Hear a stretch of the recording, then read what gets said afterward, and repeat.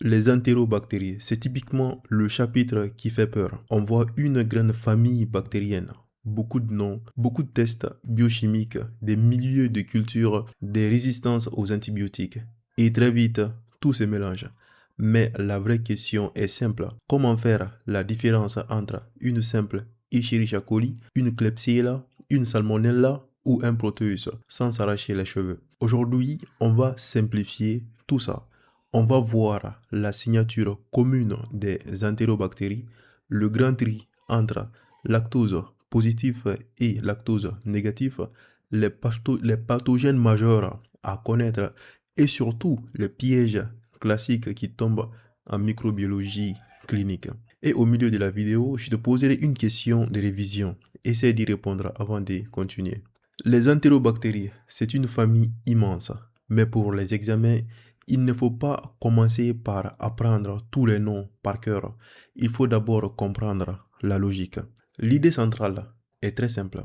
Les entérobactéries sont des bacilles gram-négatifs, le plus souvent digestifs, qu'on identifie grâce à quelques caractères biochimiques très classiques. En clair, ce sont des bactéries que tu vas rencontrer partout. En infectiologie, en bactériologie, en urologie, en gastro-entérologie et même en réanimation. Elles peuvent donner des infections urinaires, des diarrhées, des septicémies, des infections biliaires, des pneumonies nosocomiales et parfois des infections très graves. Donc oui, ce chapitre tombe souvent, mais il devient beaucoup plus simple si tu gardes une méthode. On commence par la signature. Quand tu entends entérobactéries, tu dois immédiatement penser à quelques caractères communs. Le premier point, ce sont des bacilles gram négatifs. Donc, au microscope, après coloration des grammes, tu ne vois pas des coques, tu ne vois pas des grammes positifs. Tu vois des bâtonnets roses. Deuxième point, elles sont mobiles ou non mobiles. Certaines bougent grâce à des flagelles, d'autres ne bougent pas. Par exemple, Escherichia coli est généralement mobile. Klebsiella, elle est classiquement immobile et capsulée. Et ça, c'est déjà un point utile pour les QCM. Troisième point, elle fermente le glucose. C'est un critère très important. Une entérobactérie utilise le glucose par fermentation. Quatrième point, elles sont oxydases négatives. Et là, attention, c'est un piège énorme. Parce que si tu as un bacille gram négatif, mais oxydase positif, tu dois penser à autre chose, notamment à Pseudomonas. Donc, retiens bien cette opposition. Les entérobactéries sont oxydase négatives, le Pseudomonas est oxydase positive. Cinquième point, souvent ajouté dans les cours, elles réduisent les nitrates en nitrites. On dit qu'elles sont nitrates positives. Donc, si je devais résumer la signature à afficher à l'écran, ce serait bacille gram négatif, fermentation du glucose, oxydase négative, nitrite positive, mobile ou non selon l'espèce. Et maintenant, une fois qu'on sait qu'on est dans la famille des entérobactéries, il faut faire le grand tri. Ce grand tri, c'est lactose positif ou lactose négatif. C'est probablement la partie la plus importante pour les étudiants. Pourquoi? Parce qu'en pratique, au laboratoire, on utilise des milieux de culture qui permettent de voir si la bactérie fermente le lactose. Le milieu classique à connaître, c'est le milieu des McConkey. Sur McConkey, les bactéries qui fermentent le lactose acidifient le milieu. Et cette acidification donne des colonies roses-rouges. Donc, lactose positif égale colonie rose sur McConkey. A l'inverse, les bactéries qui ne fermentent pas le lactose restent plutôt incolores ou pâles. Donc, lactose négatif égale colonie incolore sur McConkey. Et là, tu peux déjà classer les grands noms. Dans les lactoses positifs, retiens le trio EEK, EC. Et le premier E pour Escherichia coli, le deuxième E pour Enterobacter et K pour Klebsiella. Escherichia coli, Enterobacter, Klebsiella. Ce sont les grandes entérobactéries lactose positives. Dans les lactoses négatives, retiens surtout Salmonella, Shigella, Proteus et Yersinia. Et cette distinction est vraiment high yield. Parce qu'en examen, on peut te donner un cas clinique avec une culture sur McConkey. Si on te dit colonie rose, tu pars vers Escherichia coli, Klebsiella et Enterobacter. Et si on te dit colonie incolore, tu penses plutôt à Salmonella, Shigella, Proteus ou Yersinia. On peut aussi te parler du milieu des hectoènes, surtout pour les bactéries digestives comme Salmonella et Shigella. L'idée n'est pas de retenir toutes les couleurs par cœur dès le début. L'idée, c'est de comprendre que ces milieux aident à trier les bactéries selon leur métabolisme. Maintenant, petite question de révision. Quel est le caractère biochimique classique qui permet de différencier les entérobactéries des pseudomonas? Prends 2 secondes. La réponse c'est le test de l'oxydase. Les entérobactéries sont oxydase négative, pseudomonas est oxydase positive. Mets la réponse en commentaire si tu l'avais avant que je ne la donne. Maintenant, on va faire un focus sur les grands pathogènes. On commence par Escherichia coli ou E. coli. E. coli, c'est probablement l'entérobactérie la plus importante à connaître. Elle fait partie de la flore digestive normale, mais elle peut devenir pathogène selon le contexte et selon les souches. Le grand classique, c'est l'infection urinaire. Chez une femme jeune qui présente brûlure mictionnelle, pollakiurie, douleur suspibienne sans signe de gravité, la bactérie la plus probable est très souvent E. coli. Pourquoi? Parce que E. coli vient du tube digestif, colonise la région périnéale qui peut remonter dans les voies urinaires. Donc, dans ta tête, Escherichia coli égale première cause d'infection urinaire communautaire. Mais E. coli peut aussi donner des infections digestives. Certaines souches produisent des diarrhées. Selon les facteurs de violence, on peut avoir des diarrhées aqueuses, des diarrhées inflammatoires ou des tableaux plus graves. Pour les examens, ce qu'il faut retenir, c'est que E. coli n'est pas une seule bactérie simple. C'est une espèce avec plusieurs profils pathogènes. Maintenant, deuxième groupe, Salmonella et Shigella. Ces deux-là sont classiquement associés aux infections digestives, mais elles n'ont pas exactement le même profil. Salmonella peut donner des gastro-entérites après ingestion d'aliments contaminés. Certains salmonella peuvent aussi donner la fièvre typhoïde, avec un tableau plus systématique. Fièvre prolongée, atteinte générale, troubles digestifs et risque de complications. Shigella, elle, est souvent associée à une diarrhée invasive. Donc, on pense à un syndrome dysentérique, fièvre, douleur abdominale, diarrhée gléro-sanglante. En QCM, quand tu vois diarrhée sanglante, fièvre, transmission féco-orale, contexte collectif ou hygiène précaire, Shigella doit apparaître dans ton raisonnement. Et surtout, Salmonella et Shigella sont lactose négatives. Donc, sur McConkey, elle donne plutôt des colonies incolores. Ensuite, parlons des Proteus. Proteus est très reconnaissable grâce à sa mobilité particulière. On parle des phénomènes de swarming. C'est une mobilité en nappe, comme si la bactérie envahissait la surface de la gélose. Visuellement, c'est très parlant en TP. Proteus est aussi important en urologie. Il est associé aux infections urinaires, mais avec un piège particulier. Il produit une uréase.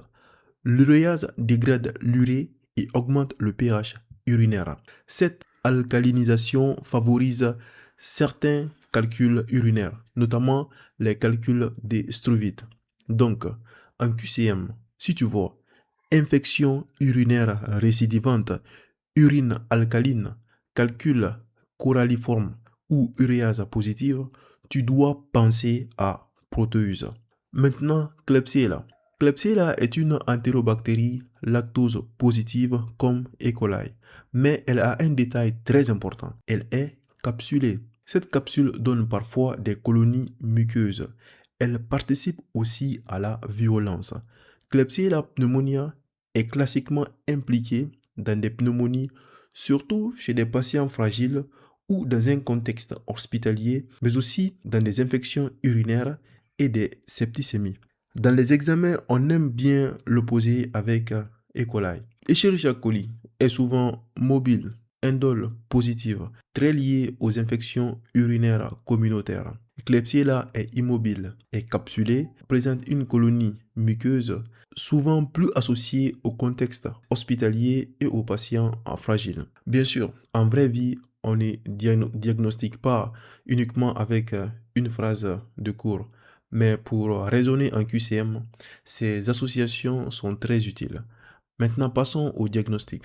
En microbiologie, le diagnostic commence souvent par le prélèvement. Selon le contexte, ça peut être un ECBU pour une infection urinaire, une coproculture pour une diarrhée, des hémocultures pour une suspicion de septicémie ou un prélèvement respiratoire. Ensuite, on fait la culture. On observe l'aspect des colonies, le type des milieux, la fermentation du lactose, puis on réalise des tests biochimiques. Et là, un outil très connu des étudiants en TP, c'est la galerie API 20E. La galerie API 20E, c'est une petite bande avec plusieurs microtubes. Chaque microtube teste une réaction biochimique différente. On inocule la galerie avec la bactérie, on incube puis on lit les changements de couleur. À la fin, on obtient un profil numérique. Ce profil aide à identifier la bactérie.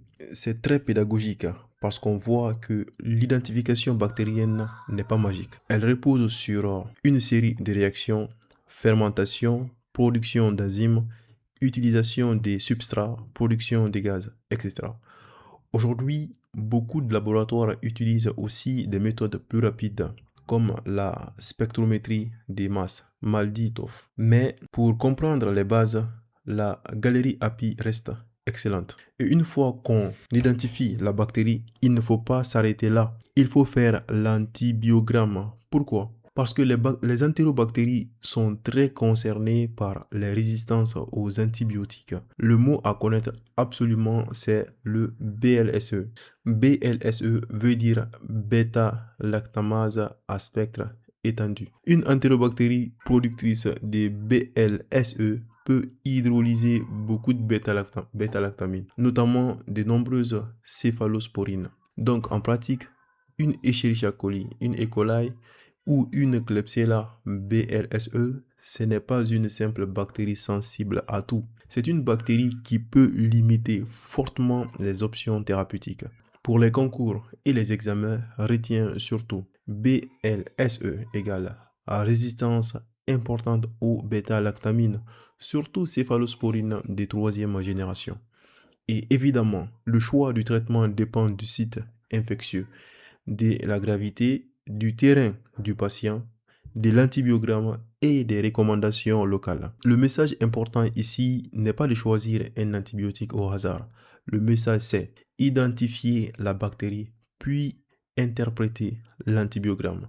Maintenant, prenons un petit cas clinique. Une étudiante de 22 ans consulte pour brûlure mictionnaire et envie fréquente d'uriner depuis 24 heures. Elle n'a pas de fièvre, elle n'a pas de douleur lombaire. L'ECBU montre des bacilles gram négatifs. La culture sur McConkey donne des colonies roses. Question: à quelle bactérie penses-tu en premier? Colonie rose, lactose positif, infection urinaire communautaire simple. On pense très fort à E. coli, Escherichia coli. Bien sûr, le laboratoire confirmera l'identification et fera l'antibiogramme. Mais ton raisonnement de départ est bon. Bacille gram négatif, lactose positif, infection urinaire typique égale E. coli probable. Maintenant, changeons le cas. Un patient présente une infection urinaire récidivante avec calcul urinaire. On dit que la bactérie est uréase positive et très mobile sur gélose.